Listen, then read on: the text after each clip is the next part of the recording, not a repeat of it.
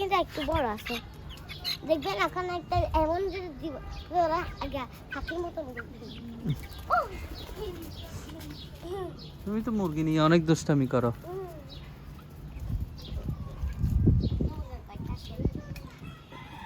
এটা হলো সোনালি কালার দেখতে তাকানো দেখে এই সোনালি এই ভিডিও করতাম হ্যাঁ এখন আমি আরেকটা ধরবো